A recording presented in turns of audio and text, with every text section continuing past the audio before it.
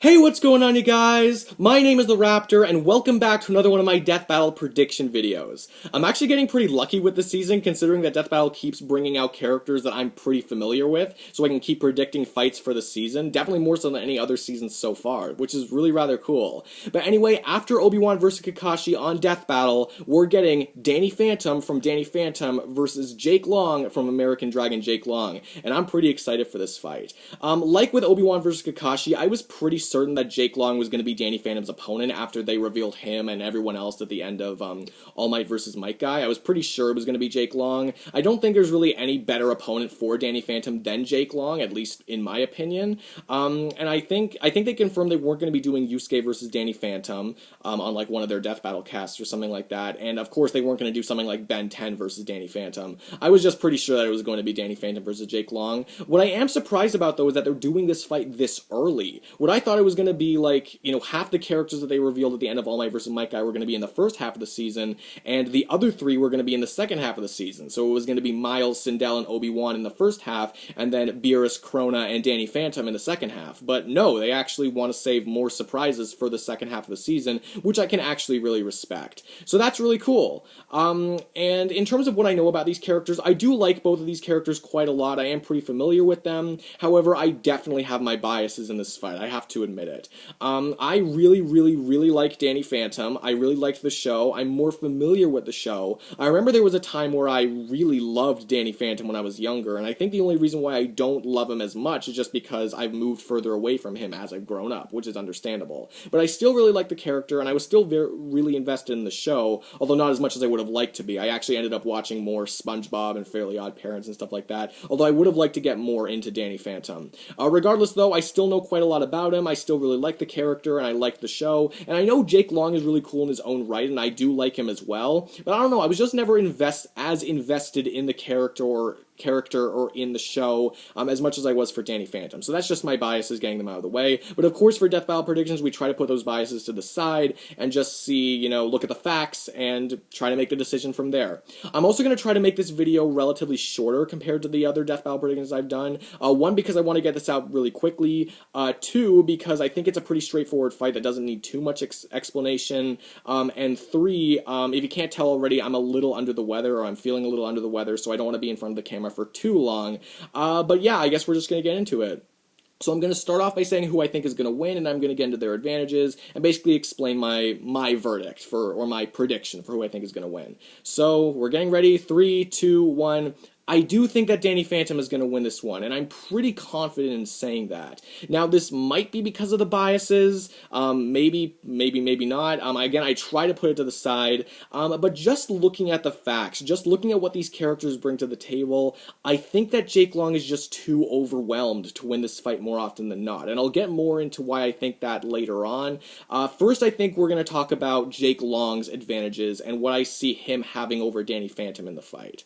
So, Jake Long definitely has the overall physical lifting strength advantage. I believe the dragons in his universe, or at least the upper scale dragons, are supposed to be able to lift up to like 25 tons or something like that. And I know that Danny Phantom gets superhuman strength with his ghost form, but I don't think he's lifted anything up to that level.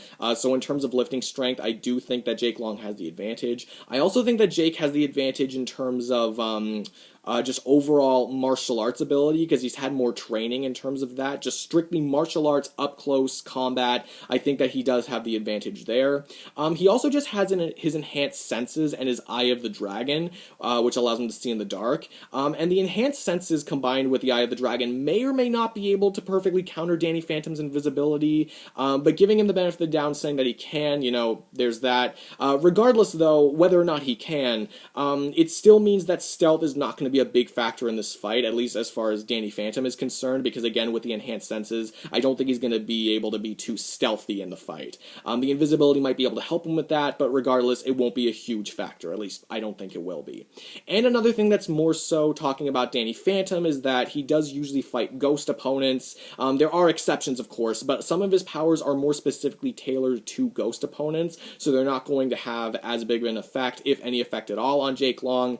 And Jake Long does have fire resistance, which is definitely going to help him out, because one of one of Danny Phantom's ghost abilities that he has like ghost pyrokinetic abilities, so that's not going to be able to do too much damage to Jake Long.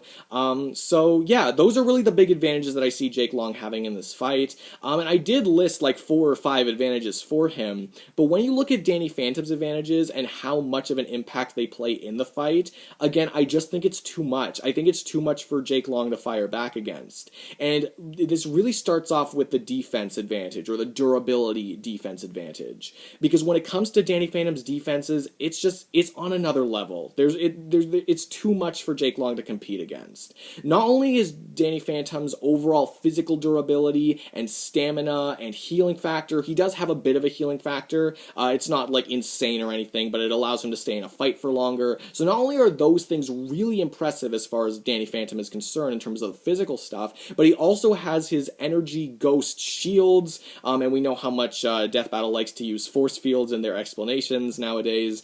And then he also has his intangibility, and the intangibility and the force fields, along with his durability, make it really, really hard for me to believe that Jake Long is going to be able to do any lasting damage against Danny Phantom, because, you know, again, it's something that Jake Long can't really turn off. He doesn't have any perfect counters to that kind of thing, or really any counters at all.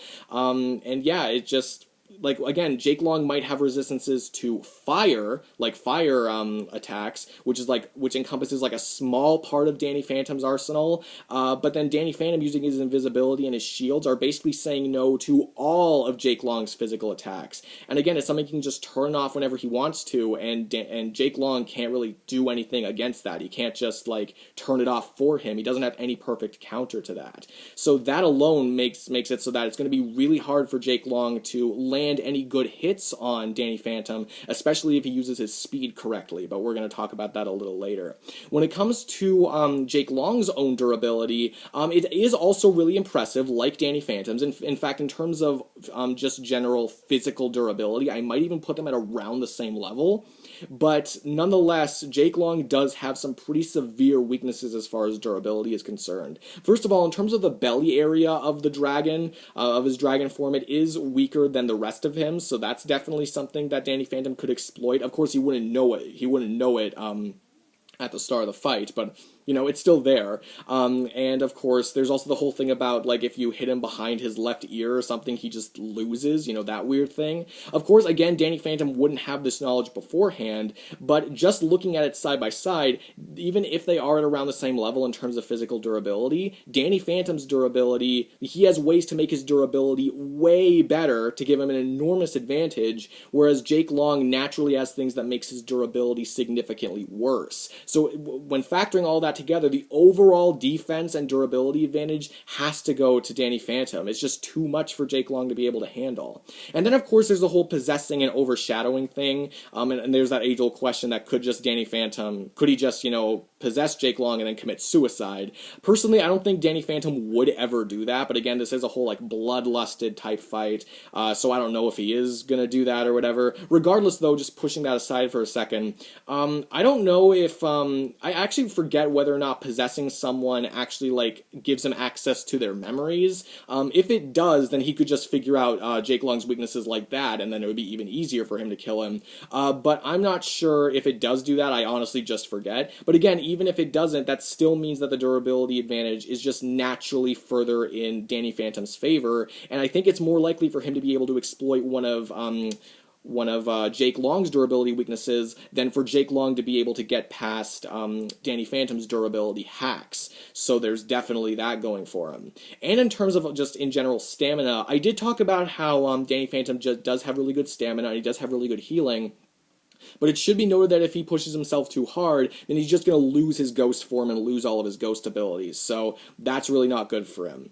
And again, that's if he, like, pushes himself too hard. So it's like a 100-0 kind of thing. He can just lose it just like that if he pushes himself really hard. It's hard for him to push himself that hard, but it can still happen. In terms of Jake Long's stamina, though, I don't believe he has this thing where if he, again, like, exerts himself too far, he'll just turn back. I could be getting that wrong. Regardless, though, he does have some specific abilities abilities that do tend to actually weaken him the more he uses them. Most notably is his doppelganger technique, where he can basically just clone himself. It does weaken him over time. I think he's gotten better with this, though, where it doesn't weaken him as much. But regardless, Danny Phantom does have his own cloning ability, and it doesn't have that kind of negative repercussion on him at all. So overall, while Danny Phantom could theoretically exert himself too far, I don't think they're going to use that in the Death Battle, because Death Battle doesn't like to use that kind of stuff, or they don't like to use it as a big point in their post-analysis, unless it's something that happens again and again and again, like it's a really ongoing thing. But for Danny Phantom, I don't think it's such an ongoing thing that they are going to use it. So in terms of overall stamina, I think over the course of the fight, Jake Long is just going to be losing more and more energy, whereas Danny Phantom is going to stay closer to his top condition level, and it's just going to make him it's just going to make it easier for him to outlast Jake Long, or just, I guess, make it easier for him to kill him, or to get more of that opportunity to kill him, I guess is what I'm trying to say. So in terms of overall durability and defenses and stamina, I think Danny Phantom has the advantage.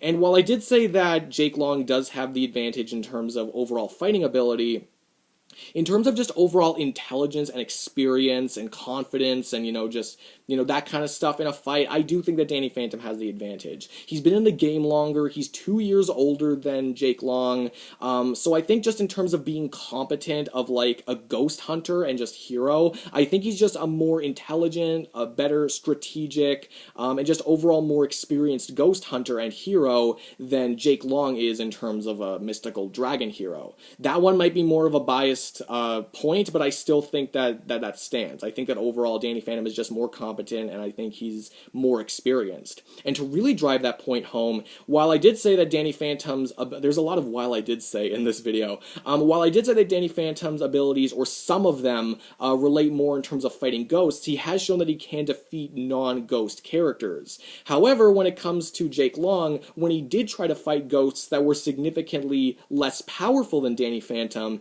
he was not able to land any good hits on them, and the only way he was able to win was by outside help or outside sources, means that he wouldn't normally have in a fight. And obviously this isn't going to happen this time, so to me that really nails home that Danny Phantom would be prepared to fight someone like Jake Long, but Jake Long wouldn't be prepared to fight someone like Danny Phantom. Definitely not like a more powerful ghost than one he's ever fought, and again, those lesser powerful ghosts he wasn't really able to do anything against. So the whole thing about better defenses, better stamina, better regenerative stuff, and intangibility, and the experience and intelligence and everything like that, that to me gives him the 100% prepared advantage. I think that he's just more prepared to take on someone like Jake Long, again, like I said before, than Jake Long would be able to take on someone like Danny Phantom. And this isn't even counting the versatility, power output, and speed categories, all of which also go to Danny Phantom. Which, again, all of that wrapped up, I really think that puts Jake Long in a really bad position.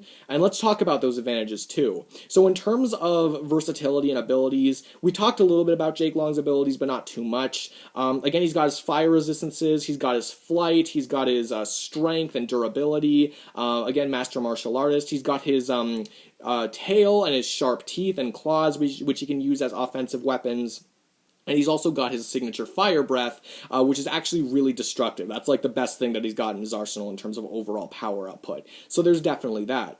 And in terms of Danny Phantom, we've talked a little bit about his abilities. Like, he's got his intangibility, his invisibility. He's also got his flight. He's got his his shields, his possession, his clones, etc., etc. And of course, Jake Long also has his duplication ability, even though, again, I do think it is a weaker version of that.